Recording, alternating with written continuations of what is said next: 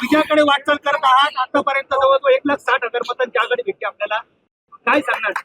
हा नेत्यांनी दाखवलेला विश्वास, आदरणीय उद्धवजी असतील, आदरणीय राऊत साहेब असतील, त्यांनी दाखवलेला विश्वास, सर्व शिवसैनिक आणि महाविकास आघाडीच्या सर्व पदाधिकारी नेते यांनी उपसलेले कष्ट आणि मला असं वाटतं की सर्वात मोठं काम सर्वसामान्य जनतेने दाखवलेला विश्वास, त्यांनी दिलेले मतं हे श्रेयाचे मानकरीत आहे.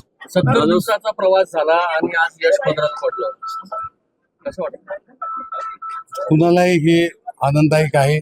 माझ्यासाठी सर्वत्र हे सर्व स्वप्नवित आहे. मोठा काही लोकांनी महाशक्ती विरोधकांनी सांगितलं होतं की सिन्नर मधला उमेदवार आहे, सिन्नर मध्ये त्यांना मतदान पडणार. मात्र आता जर आपण आकडेवारी बघितली संपूर्ण लोकसभा मतदारसंघामध्येच आपल्याला संपूर्ण आघाडी भेटलेली आहे. नाही, असं नाहीये. हे टीम वर्क आहे. सगळ्यांनी मिळून काम केलं, त्याच्यामुळे हे यश संपलं. एका महासत्तेच्या विरोधात आपण युद्ध करत होतात, काय सांगाल यामध्ये? लोकमत जवळपास असतं. महासत्तेच्या विरोधात लढत होती, परंतु ही धनशक्ती विरुद्ध जनशक्ती अशी लढाई झाली. जनशक्तीचा विजय झाला असं मी मानतो.